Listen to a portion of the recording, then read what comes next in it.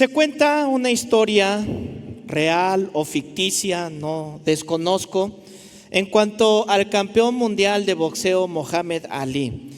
Dice esta historia que él estaba viajando en un avión a una de sus peleas y durante el vuelo hubo una turbulencia bastante fuertecita. El avión se empezó a sacudir y a todos se les instruyó que se pusieran su cinturón de seguridad. Entonces todos obedecieron, menos Muhammad Ali. Cuando la sobrecargo se dio cuenta que no estaba siguiendo las instrucciones, que no estaba obedeciendo las instrucciones, se acercó a decirle: señor Ali, debe ponerse el cinturón de seguridad. A lo que él respondió, porque era conocido por ser arrogante, por ser orgulloso, y él le respondió: Superman no necesita cinturón de seguridad. Sin vacilar, la sobrecargo le respondió: Superman tampoco necesita avión para volar. Vamos a hablar el día de hoy sobre la obediencia. La obediencia a la palabra de Dios. La obediencia a los estatutos de Dios y sus beneficios.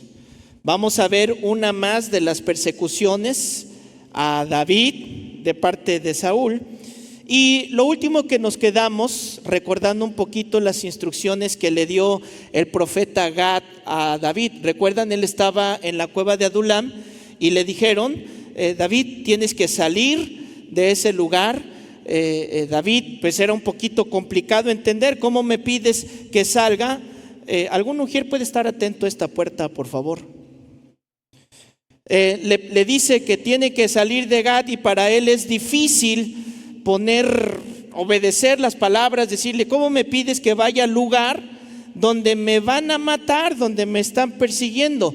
Fue una decisión difícil de tomar, una decisión a los ojos de cualquier estratega, pues quizás loca, o podríamos ir más allá, equivocada. ¿Cómo me pide que vaya a ese lugar?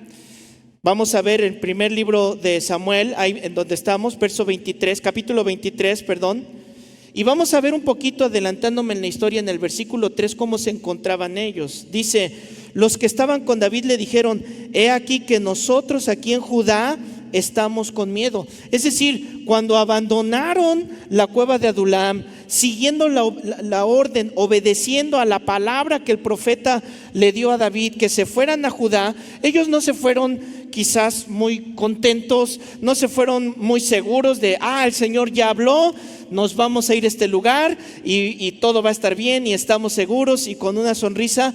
Lo que yo puedo ver en el versículo 3 es que se movieron por obedecer a Dios, por seguir sus instrucciones, pero dice el versículo 3, tenían miedo. Y así nos vamos a enfrentar a muchas decisiones que debemos de tomar. Las decisiones pueden ser incómodas, pueden ser quizás en nuestra manera de ver locas, pueden ser debatibles, pero si la palabra de Dios lo dice, lo mejor es hacerlo.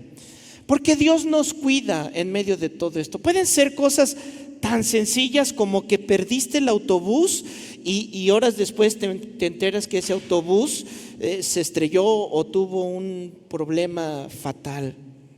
Pueden ser cosas más difíciles como que tuviste un accidente o te quitaron el trabajo que tenías y después descubres que era lo mejor perder ese trabajo para tener algo que ahora te beneficia más. Pero a la mente humana al principio es difícil entender, obedecer y seguir las instrucciones. Hay situaciones en la vida que no le hayamos sentido. Hay situaciones que nos preguntamos muchas veces: ¿por qué? ¿Por qué sucedió? No lo entiendo. Y te voy a anticipar un poquito la respuesta. En el momento no lo vas a entender. En el momento vas a tener muchas dudas. Y como los valientes de David y el mismo David, quizás hasta tengas miedo. Pero si es lo que Dios te dijo y tú invocaste y Dios está de por medio, te aseguro, por lo que vamos a aprender hoy, que lo que viene es mucho mejor para ti. La obediencia trae bendición. La obediencia trae abundancia. Pero además, obedecer trae propósitos para tu vida que si no te hubiera acontecido lo que te aconteció, no lo hubieras hecho. Y atrás de mí hay una frase que repetimos muchas veces: somos bendición. Cuando obedeces, Dios te bendice. Y esa bendición que Dios trae a tu vida no va a ser solamente para que tú tengas un beneficio. Va a bendecir a otras personas por tu obediencia. Y es lo que vamos a descubrir con David. Capítulo 23, versículo 1 del primer libro de Samuel. Entonces recordemos, están escondidos en el bosque de Judá, están salvaguardándose y esperando instrucciones de qué sigue. Lo único que Dios les dijo fue: váyanse de la cueva y vayan a Judá. Dieron aviso a David diciendo: he aquí los filisteos combaten a Keila y roban las eras. En esta obediencia de David de irse a un lugar incomprendido tenía un propósito bien grande. Si David no hubiera salido de la cueva, número uno, ellos no sabían, por supuesto, pero Dios sabía que Saúl ya sabía dónde estaban escondidos. Si no hubieran salido, hubieran muerto. Número dos, se fueron a Judá. Estando en Judá, les dice: hay un problema y necesito que tú lo resuelvas, David. Si tú fueras David, ¿qué dices a esa encomienda de Dios? A ver, espérame, Señor, ¿qué no ves que yo estoy huyendo? ¿Qué no ves que yo traigo mis propios problemas? ¿Te acuerdas que acabo de pedirte que me ayudes en esta situación que tengo? Y ahora tú me pides que haga esto. Bueno, número uno, tienes que salir de donde estás. Te pregunto, ¿ya saliste de la amargura? Porque Dios tiene un propósito para ti. En medio de la persecución, en medio de lo que estás pasando, Dios tiene un propósito. Dios quiere algo. Pero no lo vas a descubrir hasta que no te muevas de ese lugar. Sí, los cristianos, los que hemos creído en Dios y Él es nuestro amparo y nuestra fortaleza, creemos en el Señor y no deberíamos estar tristes, pero nos entristecemos. ¿Alguien no le ha tenido una tristeza profunda? O sea, pasamos momentos difíciles. La pérdida de un familiar, yo creo que es de lo más duro que nosotros pasamos. Pero también pasamos diagnósticos médicos, perdemos el trabajo o no encontramos trabajo, o situaciones con los hijos, con la familia, con la escuela, con la carrera, con el matrimonio, en nuestras relaciones personales y pasamos. Entonces Dios nos dice a través de su palabra: ya, muévete de ahí, salte de ahí porque tengo un propósito. No estás completamente sano, no está todo resuelto como David, todavía hay cosas que arreglar, todavía hay una persecución en tu vida, pero necesito que te muevas de donde estás. Ahora, si yo tengo una tristeza, sí me entristezco, pero no me debo quedar ahí, porque si me quedo, el enemigo me atrapa. Si me quedo en la amargura, el enemigo me destruye. Si me quedo en el mismo lugar, viene una depresión que puede acabar no solo con mi vida, acaba con todos los que me rodean. Todavía no termino de entender el propósito de Dios. Todavía no termino de digerir lo que me está pasando. Sigo en una persecución, pero el Hijo de Dios debe de entender esto: voy a moverme. Tengo que salir. Tengo que avanzar, tengo que entregárselo. Señor, esto es mucho para mí, yo siento que no puedo, pero te voy a obedecer.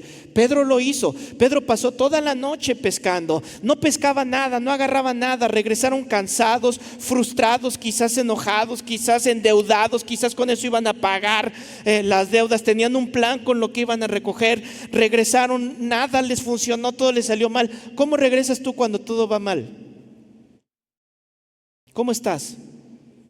Pero llegando se topó con el Señor Jesucristo y le dijo: Pedro, vamos a hacerlo otra vez. Pero Señor, ya estuve toda la noche intentándolo, ya estuve tratando. La obediencia trae bendición, pero en tu nombre. Y regresaron a pescar. ¿Y qué pasó? Dice la Escritura que llegaron tantos peces que tuvieron que llamar a otras barcas que les ayudaran porque su barca se hundía de todos los peces que tuvieron. Ahora, si Pedro no hubiera pasado la frustración, el dolor, la desesperación, no hubiera descubierto la bendición de Dios en su problema. Y sí, es difícil para mí decirte, lo que te pasó o lo que estás pasando tiene un propósito. No lo entiendes, pero muévete y vas a encontrar el propósito de Dios para tu vida. ¿Qué va a pasar? Les he repetido muchas veces, nadie habla del camino si no lo ha recorrido. David ha sido librado por el Señor y ahora Dios le pide a David, David, ahora tú liberta a otros. Señor, ¿cómo decírtelo, Señor? Me siguen persiguiendo. Sí, pero quiero que tú hagas algo. Quiero que tú libertes a otros. Señor, pero mi ejército, ¿ya te diste cuenta quién es mi ejército? Sí, yo sé quién es tu ejército. Pero es que no puedo. Yo sé que tú no puedes. Pero es que no tengo. Yo sé que no tienes. Pero es que no sé cómo. Yo sé que no sabes cómo. Pero ve, muévete. Hazlo. Porque la obediencia trae bendición. Y ahora te digo a ti, te toca moverte de donde estás. Te toca empezar a dar pasos. Y en esos pasos vas a encontrar el propósito de Dios para lo que hayas pasado. Ahora, en este versículo hay algo bien importante. ¿Por qué no buscaron la protección del rey Saúl? ¿Quién era el que los tenía que proteger? Era Saúl. Si regresamos un poquito en la historia, ahí en Samuel capítulo 9, ya lo estudiamos algún tiempo, en el verso 16, escucha el propósito de Dios para la vida de Saúl. Para Saúl, le dijo, mañana a esta misma hora yo enviaré a ti un varón de la tierra de Benjamín, al cual ungirás por príncipe sobre mi pueblo Israel, está hablando de Saúl, y salvará a mi pueblo de mano de los filisteos. ¿Cuál era la misión para Saúl? Salvar al pueblo de Dios de mano de los filisteos. Pero Saúl no encontró el propósito. Saúl no obedeció. Saúl buscó sus propios propósitos, sus propias metas. Saúl se olvidó completamente de Dios. ¿Y qué dijo? Voy a hacer lo que mi propia prudencia me diga que tengo que hacer.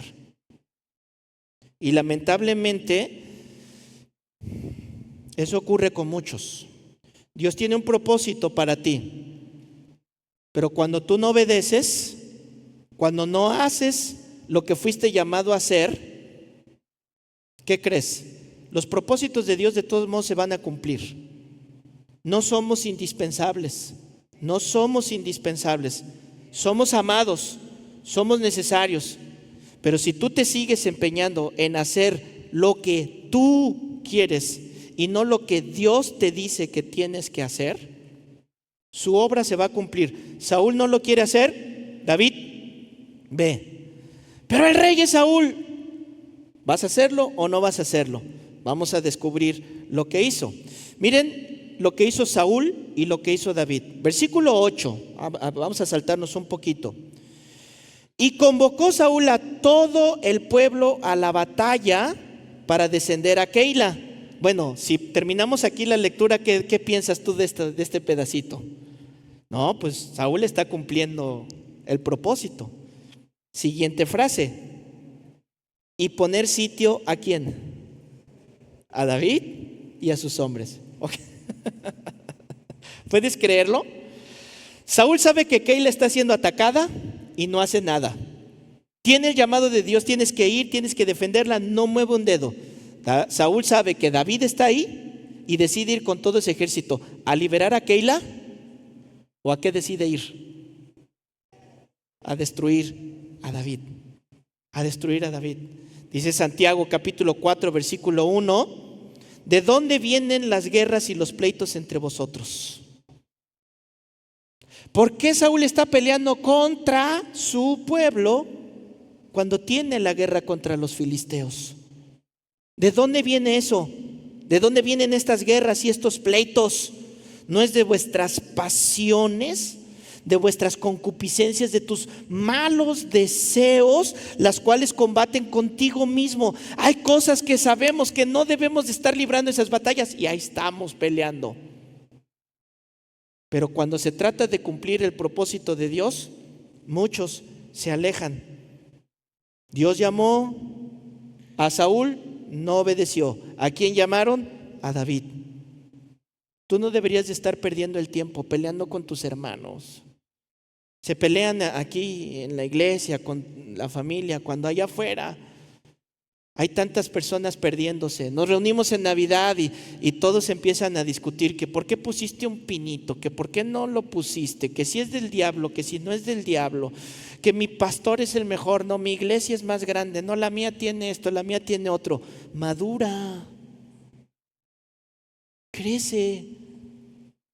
Hay una batalla más importante.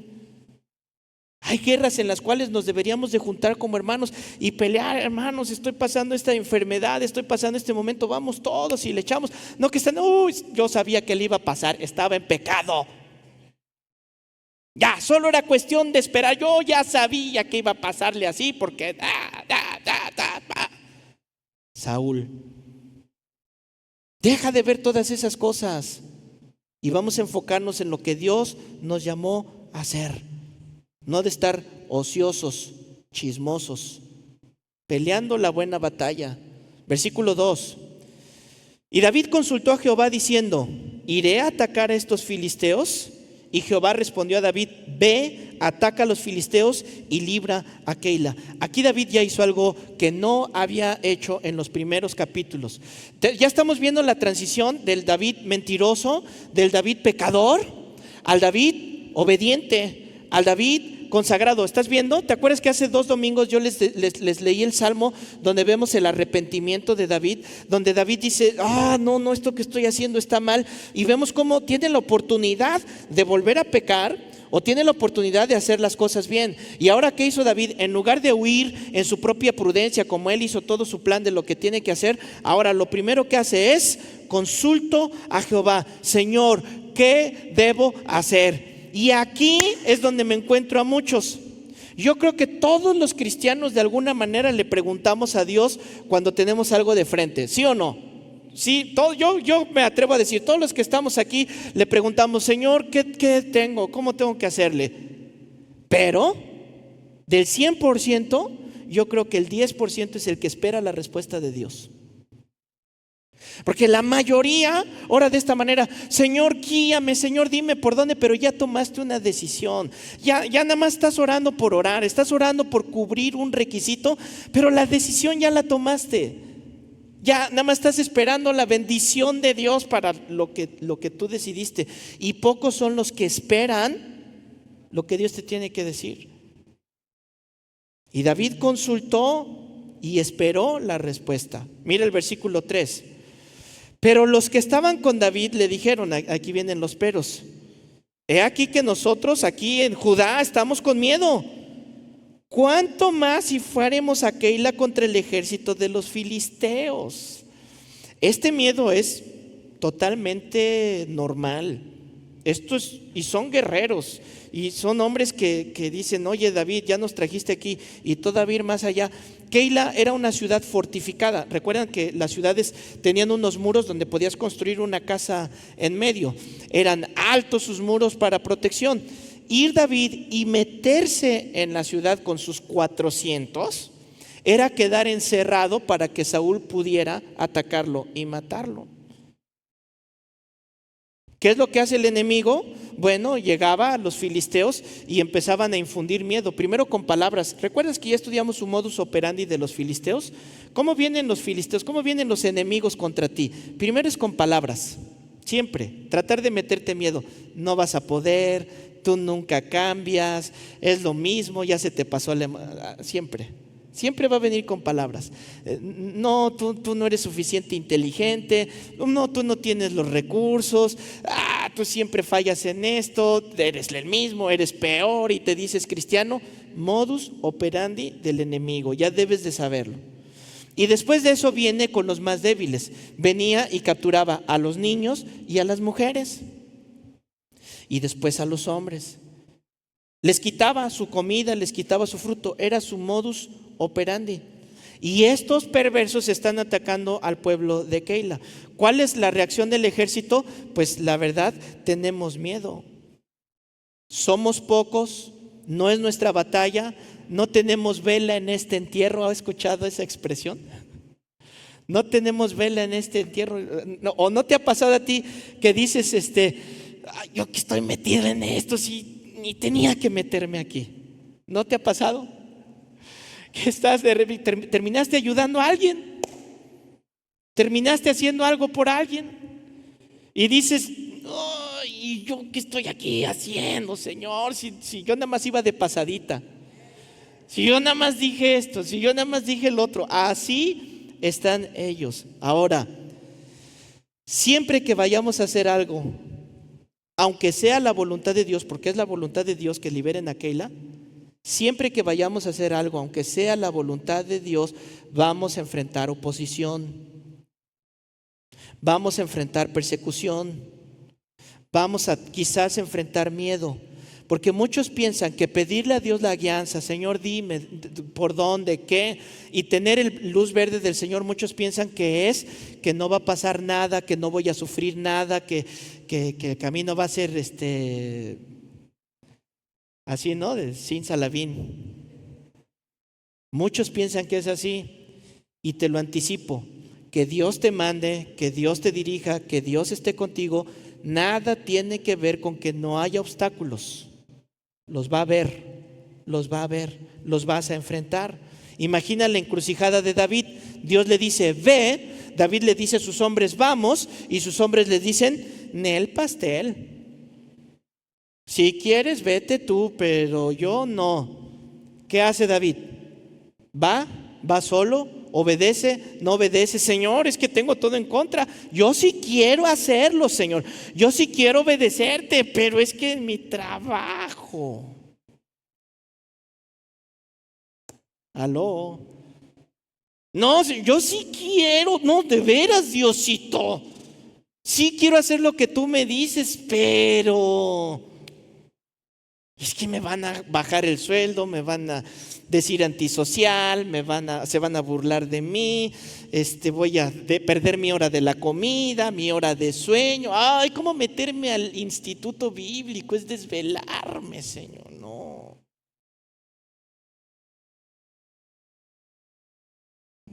Sí, yo pensé que también falló aquí la electricidad o algo. Verso 4, no nos quedemos ahí, vamos al verso 4. Entonces, fíjese lo que tenemos que hacer. David volvió a consultar a Jehová. Este es el modo de un siervo de Dios, de una sierva de Dios. Voy a enfrentar persecución, aflicción. ¿Quieres que quiero mejorar mi matrimonio? Ok, es buena tu intención. ¿Qué vas a hacer? Pues voy a pedir consultoría y consejería y que me ayude. Ok, está bien. Vamos a orar. Ok, vamos a orar. 3 minutos. Señor, bendice mi matrimonio. No. ¿Verdad que no? ¿Verdad que no? ¿Verdad que es de rodillas? Señor, ayúdame, Dios. Y voy a enfrentar oposición, y voy a enfrentar cansancio, y voy a enfrentar burlas, y voy a enfrentar a mis enemigos, y voy a enfrentar muchas cosas. Sí. ¿Qué tengo que hacer cuando venga todo eso? Vuelvo a consultar a Jehová. Señor, lo que quieras decirle. Lo hizo David y le dice, y Jehová le respondió y le dijo, levántate, desciende a Keila, pues yo entregaré en tus manos a los filisteos. Es la segunda vez, pero esta vez no solo le dice ve, esta segunda vez le garantiza. Es la diferencia entre una y otra. Esta vez le dice, sí, ve, pero vas a ganar. Esto le dio la confianza a David. Ahora, ¿cómo le hizo para que los 400 lo siguieran? ¿Cómo le hizo para convencer a los 400 que tenían miedo? Amargados, endeudados. ¿Te acuerdas cómo eran esos 400? ¿Cómo le hizo para que lo siguieran? Yo trato de ver lo que no está escrito. Y yo creo que lo que hizo David fue su influencia. Lo vieron a él, vieron su determinación, vieron su decisión y ellos dijeron, vamos. Pero cuando en la familia te ven dudar, te ven oye, vamos a la iglesia, el que siempre dice, vamos a la iglesia, vamos a la iglesia, vamos a la iglesia. Y un domingo dice, ay, no vamos a la iglesia. Y viene el otro, oye, hoy no vamos a ir a la iglesia. Sí, sí, vamos. ¿Qué es lo que vieron en David? Su determinación, ¿no? ¿Sabes qué? Vayas o no vayas, yo voy. ¡Pum! ¿Sabes qué? Quieras hacer esto o no quieras hacer esto, yo lo voy a hacer. Yo voy a orar, yo voy a ayunar, yo voy a buscar de Dios, yo voy a seguir a Dios. Yo estoy determinada, estoy determinado a obedecer lo que Dios me dijo. Y esa determinación, yo te aseguro, contagia a los demás. Y los demás a lo mejor no van como tú, pero ahí van. Y ahí van. Y se van a convertir, capítulos más adelante, todavía no les llaman los valientes de David, porque todavía andan con miedo, ¿verdad? Pero se van a convertir en los valientes de David. ¿Qué se necesita? Alguien en tu casa que sea determinado, que sea determinada. Lo vamos a hacer, lo vamos a hacer, lo vamos a hacer, lo vamos a hacer, lo vamos a hacer. Y yo les he dicho, cuando empecé mi ministerio, yo me paraba en la iglesia y no había nadie.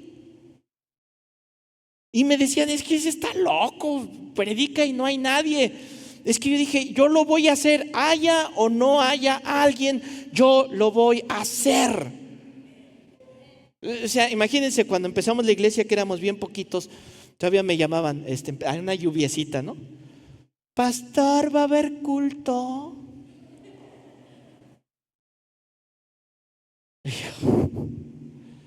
Llueve, truene o relampaguee, ahí voy a estar. Y luego pasaba un mes, pastor. Determinación, determinación, determinación, determinación. Cuando empieces con algo, determínate. ¡Oh! Aunque nadie más lo haga, yo lo voy a hacer. Mira lo que dice Apocalipsis, capítulo 21, versículo 8. Esto hablando de los que van a inaugurar el infierno, por así decirlo. Ay, ay, ay, ¿estás listo para leer esto? Fíjense lo que dice: pero los cobardes e incrédulos, los abominables y homicidas, los fornicarios, hechiceros, idólatras y todos los mentirosos tendrán su parte en el lago que arde con fuego y azufre, que es la muerte segunda. De esos versículos que muchos quieren borrar, de esos versículos que muchos quieren decir, eso es una metáfora. De esos versículos que dicen, ay, pero si Dios es tan bueno, ¿por qué? No se te olvide que Dios es justo. Y un juez justo tiene que castigar el mal, ¿sí o no?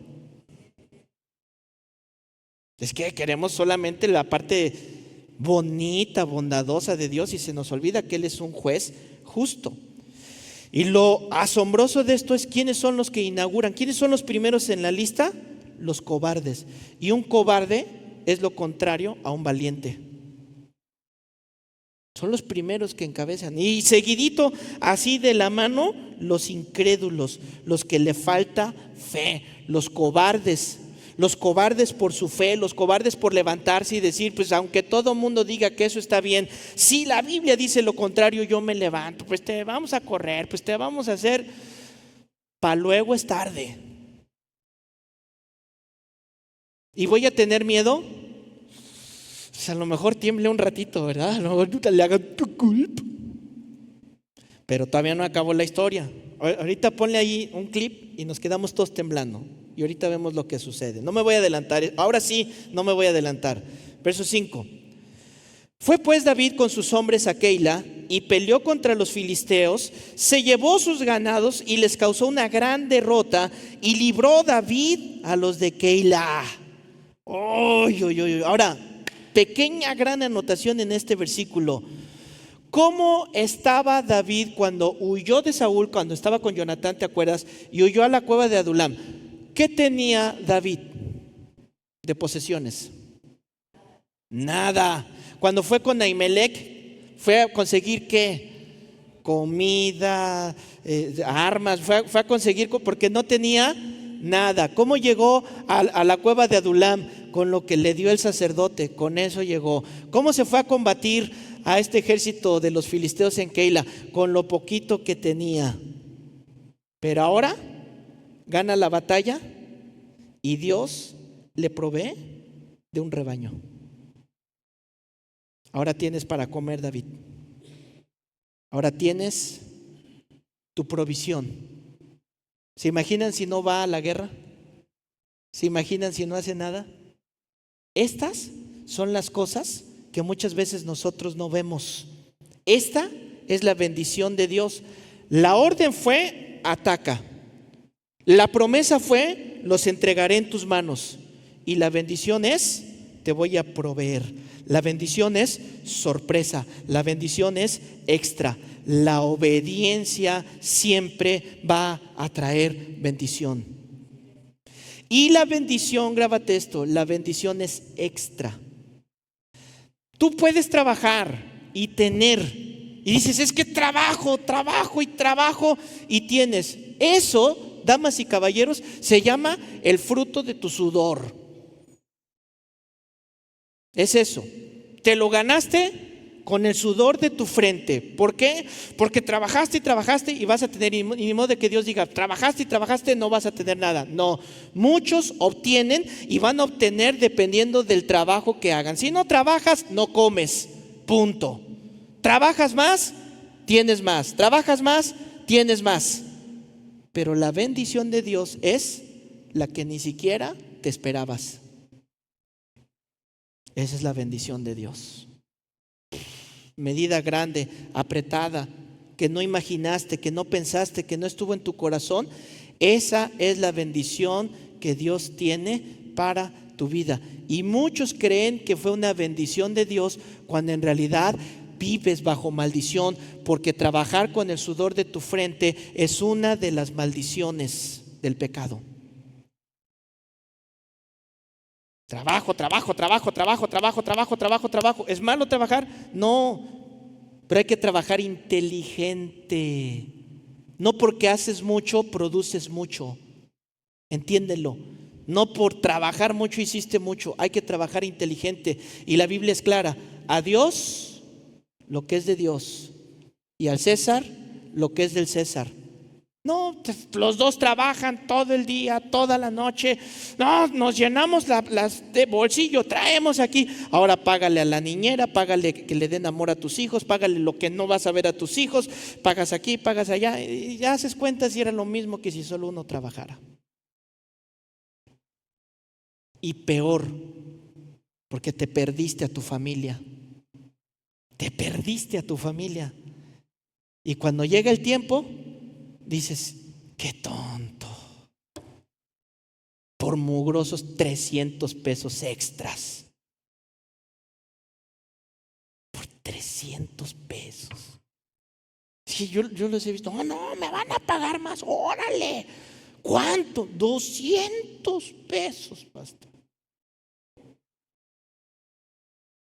Y por 200 vendiste estar con tu familia. Yo prefiero quedarme en mi casa y estar con ellos. La bendición de Dios, dice Proverbios 10:22, la bendición de Jehová es la que enriquece. Y la riqueza de Jehová no es, recuerda, solamente dinero. El dinero, hermanos, hermanas, es necesario. Dios no está en contra del dinero. Dios no está en contra de que seas rico.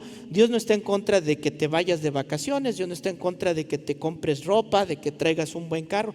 Dios no está en contra de eso. A Dios no le interesa en realidad si traes Fuchi o Gucci. O sea, te cubre de todos modos, cumple su función. Muchos, con tal de buscar cierta apariencia, pierden muchas otras cosas, y ya hemos hablado de eso. La riqueza de Dios va más allá. Dios te llena de riqueza, gozo, paz, justicia. Con tu esposa, dice: tus hijos serán como olivos a tu alrededor. Tu esposa la vas a ver y vas a decir: oh, se me cae la baba cuando la veo. Y vas a ver a tus hijos, no te avergonzarán a la puerta, dice la Biblia. No te avergonzarán, vas a ver a tus hijos creciendo, hombres de bien, que no estás pagando rehabilitaciones, no estás pagando abogados, no estás escondiéndolos para que la justicia no los alcance. ¿Por qué? ¿Por qué? porque entendiste la bendición de Dios. Señor, yo te obedezco, yo me encargo de hacer lo que tú me dices y Él se encarga de todo lo demás. Él se encarga de todo lo demás. Esa es la bendición de Dios. En lugar de que estés buscando con la doctora Corazón, ven con el Señor. Versículo 6. Y aconteció que cuando Abiatar, hijo de Ahimelech, huyó siguiendo a David a Keila, descendió con el efod en su mano. Abiatar es uno de los hijos de Ahimelech.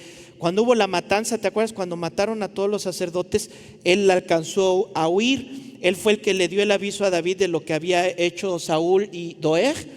Y cuando se fue, pues él dijo, ¿qué me llevo? ¿Qué me llevo? Pues el efod, y con ese, porque él era un sacerdote, con ese huyó. Versículo 7. Y fue dado aviso a Saúl que David había venido a Keila. Entonces dijo Saúl, chan, chan, chan, chan, tambores, Dios los ha entregado en mi mano,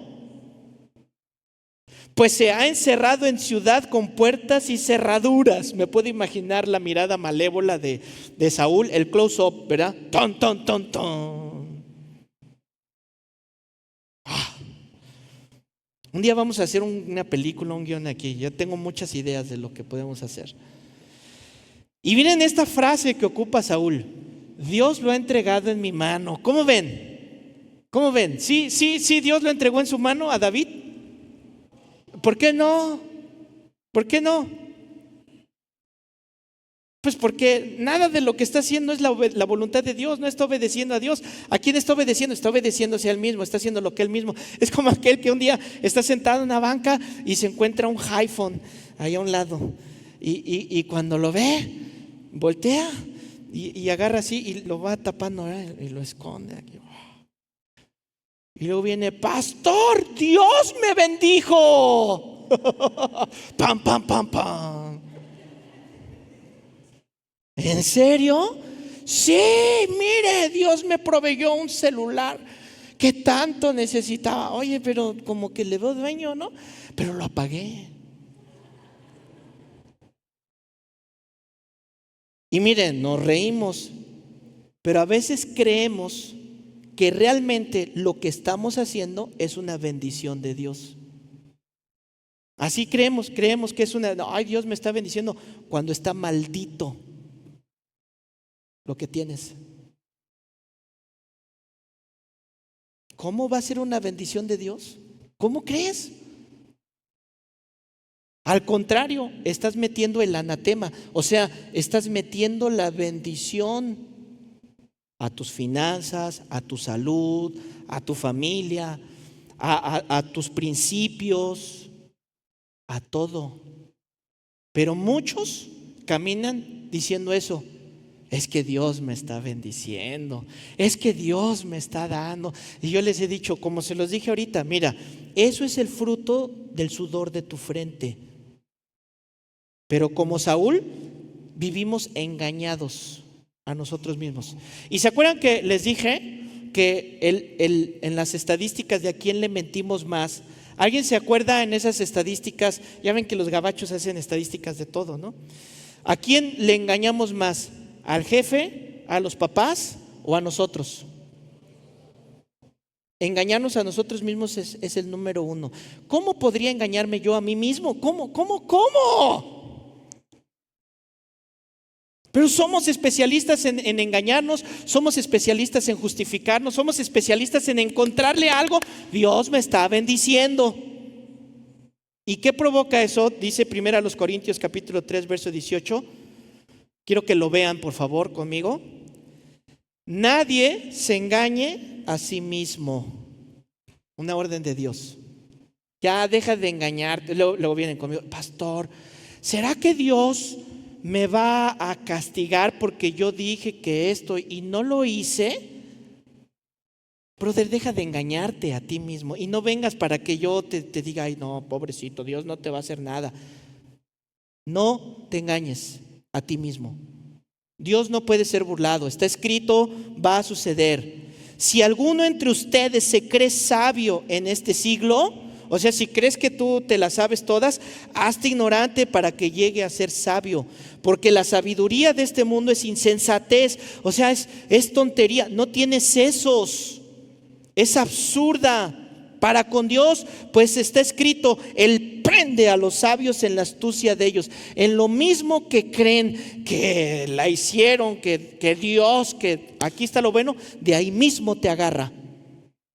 No te engañes a ti mismo. Vamos a caminar en esta iglesia y en nuestra vida, en cualquiera que escuche esto, vamos a dar pasos de santidad, vamos a dar pasos en nuestra vida de determinación, donde empecemos a decir: ok, estamos viviendo los últimos tiempos, Dios va a venir y si no viene y estoy vivo, pues me voy a morir en algún momento. Voy a vivir con determinación, voy a obedecer a Dios porque sé que ahí hay bendición. Y voy a dejar de engañarme a mí mismo. Dice Jeremías 49, versículo 16: tu arrogancia te engañó. Fíjense con qué liga el engañarse a sí mismo. Con tu arrogancia, con tu orgullo. Yo no necesito que me digan: yo ya sé qué hacer. Nadie sabe, tú eres el bueno, la buena, tú sabes todo. Cállense, porque yo ya sé qué hacer. Esa arrogancia te engaña. Al contrario, dice la Biblia: en la multitud de consejo hay sabiduría. Ahí hay sabiduría. Y te van a hacer, yo tengo mi consejo, que cuando hay algo que quiero hacer, lo expongo y me dan puntos de vista que yo no había visto, que yo no había pensado, que yo no sabía. Y cuando los escucho, me hace: sí es cierto, mejor vamos a cambiar esto, vamos a hacer esto, y tomo una decisión. El problema es cuando ya se empieza a creer uno el Juan Camaney. Los que no saben ni lo busquen. La soberbia de tu corazón, tú que habitas, verso 8, vámonos a 1 Samuel, capítulo 23, versículo 8. Y convocó Saúl a todo el pueblo a la batalla para descender a Keila y poner sitio a David y a sus hombres. Mas entendiendo David que Saúl ideaba el mal contra él, dijo a Abiatar, sacerdote: trae el efod. Y subraya esa frase: trae el efod.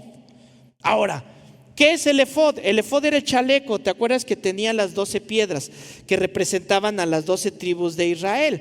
Este efod, aparte de traer esas 12 piedras que representa el peso del pueblo de Dios, o sea, porque imagínate traer 12 piedras, las sientes, y el oro lo sientes, es algo pesado y lo traes aquí en el corazón. Se lo pone, aparte traían el urim y el tumín. Son otras 2 piedras.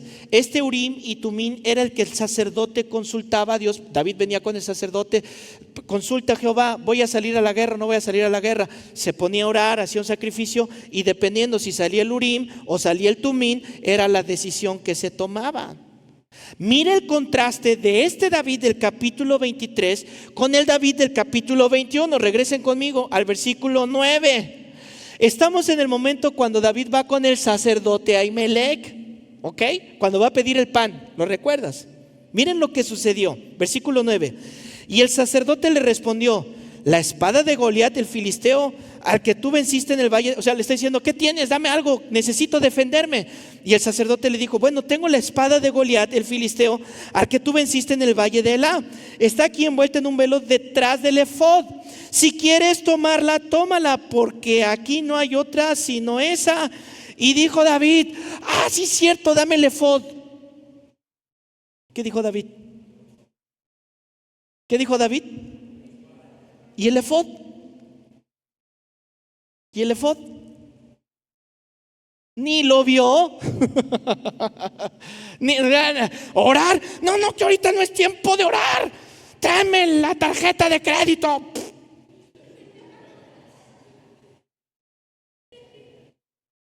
¿Qué volé? ¿Y el efod? ¿Y el efod? Es que cuando estamos en esa persecución, en ese momento, ¿qué hacemos? Ya, dámela con esta.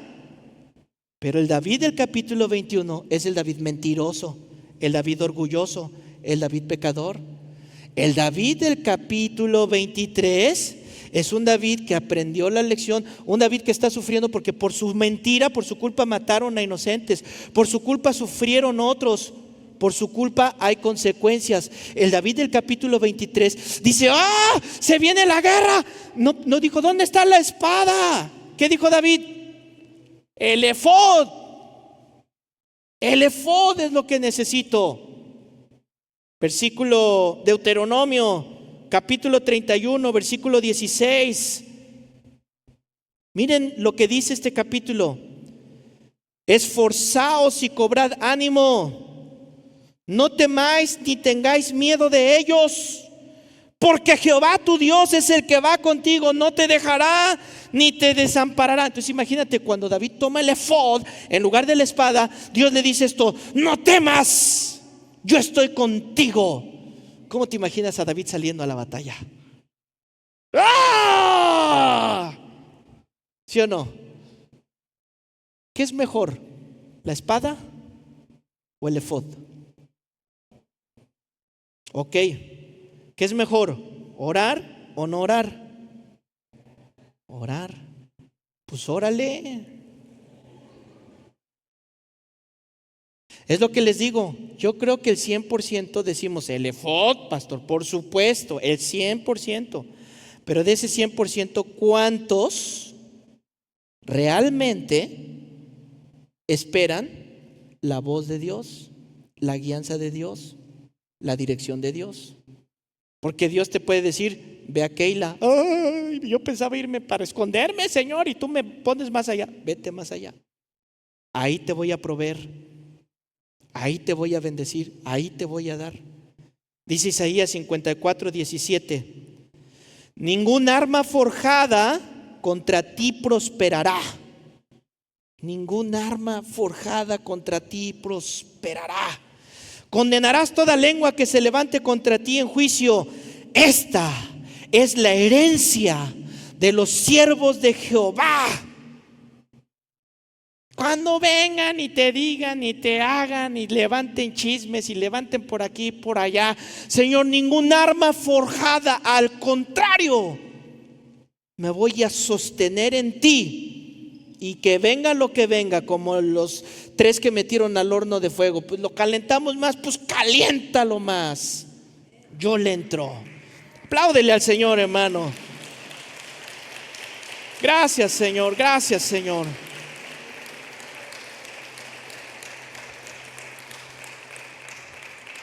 Es que a veces es esto lo que necesitamos. Ya, salte de la cueva, hijo, ya. No sigas en amargura, no sigas en esa tristeza, no sigas en ese dolor, no sigas en esa deuda, no sigas, muévete. Vas a enfrentar, vas a hacer, va a pasar, sí, pero yo estoy contigo. Yo te voy a defender y en medio de todo eso yo te voy a proveer para lo que sea que necesites. La bendición, la obediencia a Dios trae bendición. Siempre, grábatelo. Vamos a ver la oración que levantó David, versículo 10. Y dijo David: Jehová Dios de Israel, vea la humildad de David, tu siervo, tiene entendido que Saúl trata de venir contra Keila a destruir la ciudad por causa mía. Fíjense, no solamente iba contra los filisteos, no solamente iba contra David. En su enojo de Saúl, en su ceguera, iba a destruir una ciudad como destruyó a los 85 sacerdotes. Y es que eso pasa cuando hay celos y envidias. Luego no importa a quién aplastas, a quién te llevas, con tal de lograr tu coraje. Pero el Señor está contigo si tú eres la víctima. Y si tú eres el victimario, arrepiéntete. Versículo 11. Quiero que mire la preocupación de David. ¿Por qué está preocupado David? ¿Por él? ¿Está preocupado por él? No. ¿Por qué está preocupado David? Por Keila, por los ciudadanos. David, ¿dónde se puso? En segundo término. Eso es amor. Eso es amor. Ay, es que siento mariposas. Eso no es amor. Ay, es que está, ay, guapote, guapota. Eso no es amor. Eso no es amor. Amor es sacrificio. Amor es ponerte en segundo, tercer, cuarto lugar. Eso es amor. Si tú no estás dispuesto a sacrificarte, a ponerte en segundo, tercer lugar, ¿qué significa? Ay, yo no me compro, yo no voy, yo no hago. Eso es sacrificio. Entiéndalo como que te maten, que te claven, que te machaquen, porque romantizamos sacrificios. Ay, me sacrifico. No es esto. Sacrificio es un dolor verdadero. Eso es sacrificio. Si no estás dispuesto a sacrificarte, jóvenes, no te cases, hijo, no te cases. Ay, es que mi sueldo y ahora tengo que dividir mi sueldo. Sí. Y entonces, ¿qué dicen muchos? Mejor no. ¿Para qué tener hijos? ¿Para qué me caso? Orgullo. ¿Y qué pasa con el orgullo? Trae destrucción. ¿Lo leímos o no lo leímos? Es que de repente se acaban los amenes, hermano. Ayúdeme a predicar. Allá en casa, ayúdenme. Si ellos no me ayudan ustedes, ahí pónganle algo. ¿Entiende la mentira del diablo? ¿Entiende cómo se mete en las generaciones, sobre todo en los chiquitos, en los jóvenes? El egoísmo, el memillo, lo estudiamos, el memillo. No, yo mejor no me caso, yo no tengo. Van a ver en unos años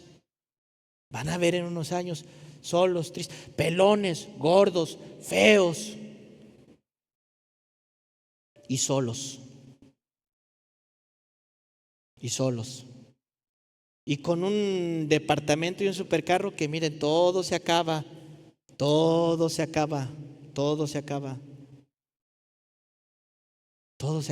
No pongas tus riquezas donde el orín, el ladrón y el hollín lo consumen. No pongas tus riquezas ahí.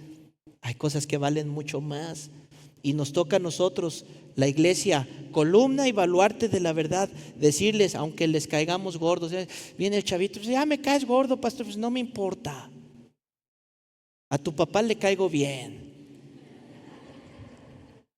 Verso 11. Fíjense la pregunta que hace David respecto a lo que está pasando. ¿Me entregarán los vecinos de Keila en sus manos? ¿Descenderá Saúl como ha oído tu siervo? Son las preguntas. Jehová, Dios de Israel, y escuchen, te ruego que lo declares a tu siervo. Y Jehová dijo, sí, descenderá. O sea, David está preguntando, Señor, ¿me mandas a defender a los de Keila? Sí. Señor, ¿voy a ganar? Sí. Señor, ¿me van a traicionar? Sí. Sí. ¿Alguien? ¿Alguien le ha pasado? ¿Alguien? Qué bonita es la Biblia, mano. ¿Me van a pagar mal lo que he hecho? Sí. Sí, David, sí. ¿Y qué dijo David? Así no juego. ¿Sí dijo eso David? No. ¿Los voy a redimir? Sí. ¿Y me van a matar? Sí. ¿Me van a maltratar? Sí. ¿A quién te suena? ¿Qué hizo el Señor Jesucristo por nosotros? ¿Qué hizo por ti? David es una figura de lo que Jesús representa después, de lo que Jesús hace después. O sea, yo voy a hacer todo esto por mi familia, o por fulano, por perengano, sí. Y tú quieres que vaya y yo le enseñe, sí. Y me va a hacer esto y me va a hacer lo otro, sí, te lo va a hacer. Este camino incluye el sufrimiento y sí vas a sufrir. Si Dios no te dijera que va a haber sufrimiento, tú con toda la razón de tu lado puedes levantar tu puño y decirle a Dios, Dios, pero ¿por qué permites esto? Y Dios, yo te lo dije, es mejor que te lo diga. A mi hijo le hicieron unos piquetazos ahí en su brazo y me decía, papá, ¿me va a doler? Sí, hijo, te va a doler. Y fueron como 4 o 5, ¿no? ¿Y por qué tantos tienen que ser? Pero papá, hijo, tiene que ser. Y mi esposa y yo en nuestras pláticas así íntimas, así de ¿quién pasa? Pasa tú, no, pasa tú, no, yo no quiero pasar, no pasa. Yo voy a estacionar el carro, le dije.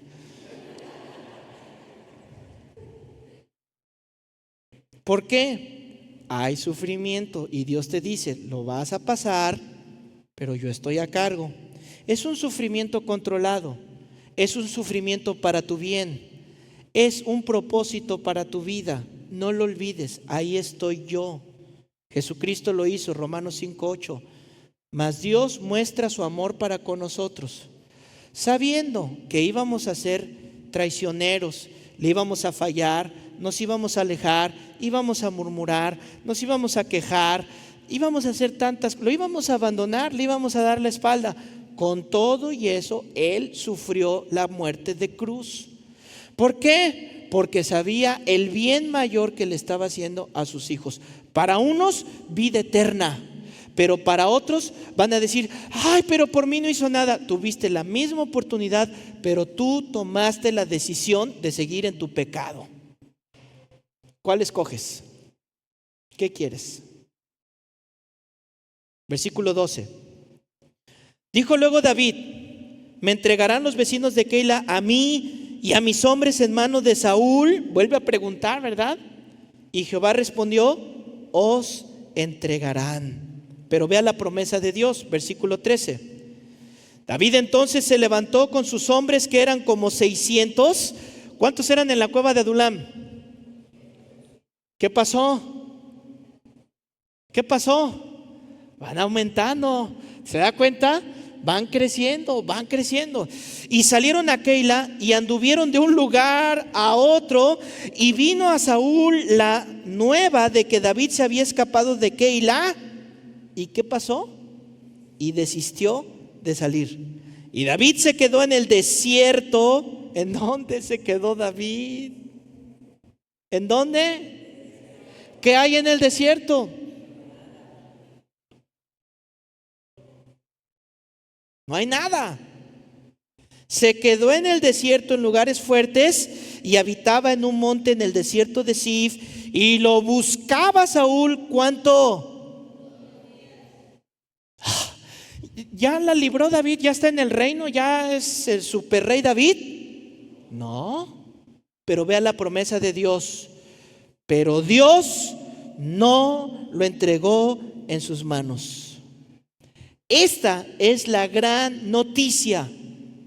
Esta es la fe. Hermanos, hermanas, vas a pasar, vas a sufrir, te van a traicionar, te van a pagar mal lo que hiciste bien, te van a dar la espalda, no va a salir todo como tú esperabas. Pero la promesa de Dios es que no te va a entregar a tus enemigos. Vas a salir adelante, vas a salir con la cabeza en alto, vas a salir ungida, vas a salir ungido, y Dios te va a poner en donde quiere que estés, en su reino. Ahí te quiere el Señor.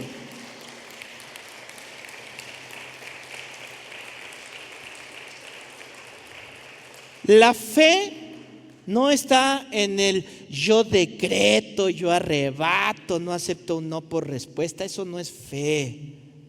Eso no es fe. La fe está en que, aunque pintaba como pintaba todo, David obedeció. ¿Por qué obedeció? Fe. Fe. No lo veo. Señor, ¿qué pasa? Esto sigue. Entonces dijo, yo decreto ahora y ordeno que mis enemigos caigan uno a uno. ¿Sí hizo David eso? Esta es la fe. Señor, ¿qué quieres?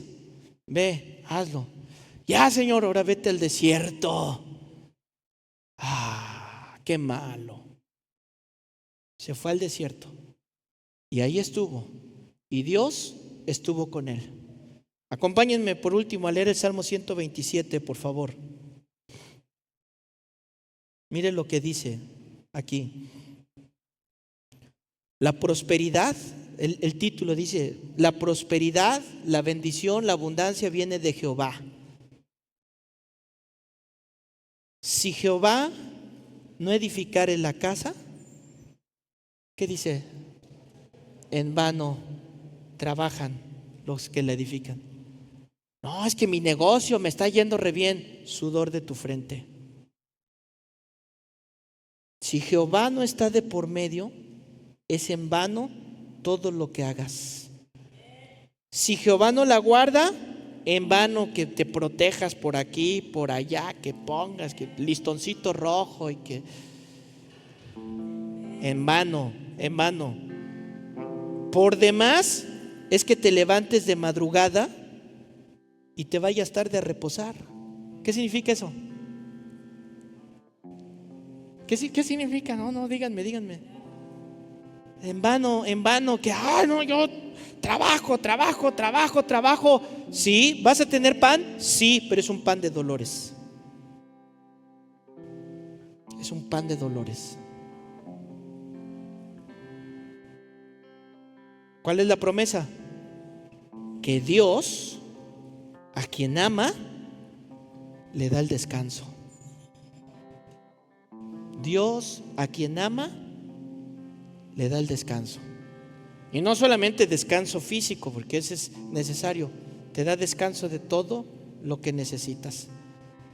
Pablo pasó una circunstancia parecida. Él estaba siendo perseguido, atribulado. Él llevaba el evangelio y le decían de cosas y lo querían matar, lo metieron a la cárcel, un montón de cosas. Y Pablo decía: Señor, ¿a dónde? ¿Qué? ¿Cómo? Y él le respondió en Hechos 18:9: no temas, habla, no calles. O sea, le estaba diciendo: sigue con lo que te mandé a hacer, sigue, porque yo estoy contigo. Ya el puro hecho que Dios diga estoy contigo, es que tú puedes levantar la cabeza y decir: no estoy sola. Tú quieres abusar de mí, pero no estoy sola. Tú quieres abusar de mí, pero no estoy solo. Dios está conmigo. Pero porque obedezco su palabra. Y él dice: ninguno pondrá sobre ti la mano para hacerte mal.